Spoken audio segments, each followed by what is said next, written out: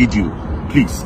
Okay, so after the video, he called some police officers. I don't know the division they were assigned to. Okay. And then they bundled me to the station. I wanted to drive the car. They said no, I should not drive. So two sat beside me, and I was in their middle. And then they drove me down to the station. Okay. When they drove me down to the station, they said I should go inside. As I had calls, they didn't allow me to take my calls. Okay. So they were not asking what happened. They didn't ask me. They were asking people that were not there, the police officers. And then the police officer quickly said, I went to Honorable's house and I was fighting the Honorable. I kept mute. Did you show them the video? I have not shown anybody the video as at that time. Okay. They've not even the security person that came to bear witness as at that time have not seen the video. Okay. As at that time. Okay. So they now referred us to crime, that we should go to crime. So we went to crime. The man was not asking what happened. As I was explaining, initially I didn't explain. The man now said he cannot actually hear from one side. The other person has to come to actually give his own side of the story. And then the police officer said, when they said I fought him, they now said no, they should go and bring the man. Immediately his security man now called him, and they passed the phone to the IPO that was in charge of the case. And then the IPO was now talking to him on the phone and stepped out of the office where we were. And after some time he came back and said he wants to go and do investigation at the Honorable's house. Okay, the IPO left you at the station. At the station. Want to go. Which station was this? Metama police station. So it happened within Metama. It happened within Metama. Okay, so the IPO left you at the station and went to the Honorable's house. Okay. And then after they kept me there for over 2 hours. I was behind. I was at the counter. I was not detained though. They kept you behind the counter. They kept me behind the counter. And then after 2 hours plus, he came back. And then he was now like, why did I record the video? Why did I now change out? He was not trying to change the narrative. And I asked him, is there a part of the law that says I cannot record what somebody is doing to me? He was becoming a threat to me. And I had to take evidence so that people will know where I am. By this time, was the honorable member there? He wasn't there. He was at home. He was at home. So then I gave me a form to fill, to write my own statement as to what happened. As I was writing, the honorable I came. And then when he came, he started talking and he was shouting. Even at the station? Even at the station. He was calling you names? Calling me names. Like, I still kept mute and I was looking at him. So my colleagues were talking to him. Me, I've already had my own fair share of trauma from him. I don't want to actually have any engagement or any encounter with him. I just went to one corner and I sat down. And I was listening to everything he was saying.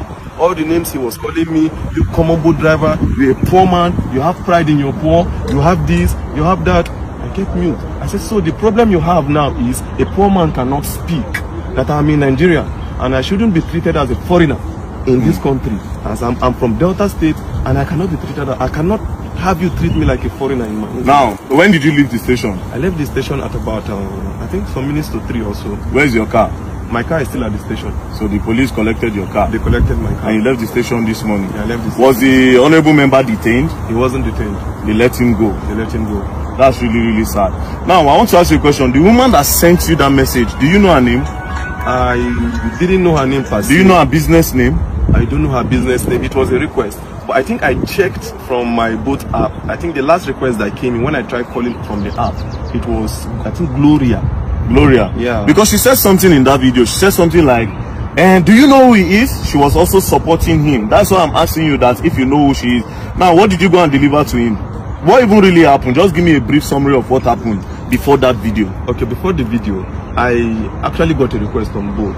Okay. Right? I was closing already because I needed to resume work this morning at 8:30. Okay. So I was closing at 9:10. I said, let me just quickly go home so that I can have enough rest.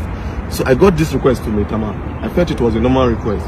And then she told me no, that it's not a request, that I'm picking something up from a garden. Okay. Right? From a garden. Which garden? I don't know the name of the garden. She just described the garden that after Kanu roundabout, okay, you will see one orange color container and then there's a garden beside it. Okay. So I just quickly went there, packed. The girl just came without wasting time, brought the package that it's a snail. Snail? Okay, snail, yeah. So she dropped it. It was the girl that brought it and dropped it on the seat. She understood that part. Okay. I was like, okay, there's no problem. I'm going. So on getting to the man's house, I called him. Okay, I'm at your gate. He now said, okay, I should give it to the security man. They gave it to the security man. The security man explained where the house address is. So I drove down to the house. On approaching, I called the man again. I said, Oga, I'm here. He now said, I'm not here. That if you are here, I will see you. So I drove. He now said I should park beside one camera. When I parked beside the camera, I saw him. But I didn't know he was the one. So I saw him seated few meters away from my car. So I greeted, good evening, sir. He didn't respond. Good evening, sir. He didn't respond. So I presume he is not the one that I'm supposed to deliver this thing to. And since he didn't answer, the next thing is for me to call the person that has this package. The next thing I dialed the person's number. And his phone rang. And then the next thing he was like, are you stupid? Are you mad? Are you a fool? Bring my stuff for me. I was not happy at the way he talked to me because I was doing my professional job. Right?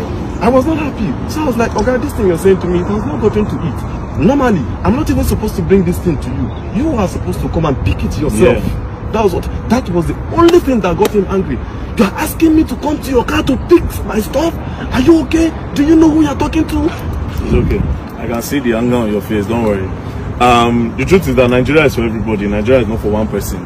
If an honorable member will be treating people like this, then just imagine what the president is supposed to do. Now, I need to remind you, we are all clamoring for the youth to come to power. See this one and our youth. I always say something.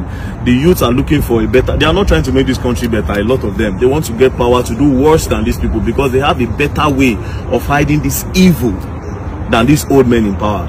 But nevertheless, the man does not have immunity. I just discovered that he's not a senator. So actually pursue this case. And I believe that the law will take its course. We'll go to, I've heard a lot of things about Maitama police station, which I'm not going to say, but I believe in the new commissioner of police that have been moved here, commissioner of police DC. So this case will be reported to him directly, and I believe that the law will take its course. So don't worry. You said you are not feeling well. I'm not feeling well. He hit me on my chest severally. He was just hitting me on my chest, and I stayed mute. I was looking at him. So when he was becoming much of a threat to me, initially I did not record because I didn't go there with intention of fighting. If I went there with another motive, I would start recording from the very beginning. It was when he was becoming a threat, when he said he would pay 50 million naira and then they would delete me, and look at me, this cheat. He was just calling me all sort of names. You pay 50 million and they will delete you. Pay 50 million naira to somebody, to people, and then they will kill me and nobody will say anything. And when I noticed he was actually, this thing is becoming what I never expected, I quickly brought out my phone and you recorded. And I started recording. Don't worry, we'll go and write a petition and we'll take it up. Oh, Allah, more they go. Yeah, you see this ugly story. I was talking to one of my friends in Abia State this morning. I was telling him that definitely we know that this man will get justice.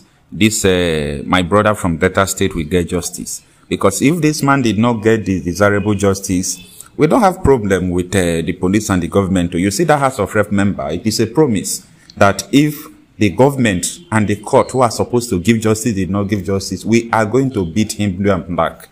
We are going to beat him up. So no matter the police he's using as escort and everything, but you know what? We believe that justice must be done. We really believe that there will be justice.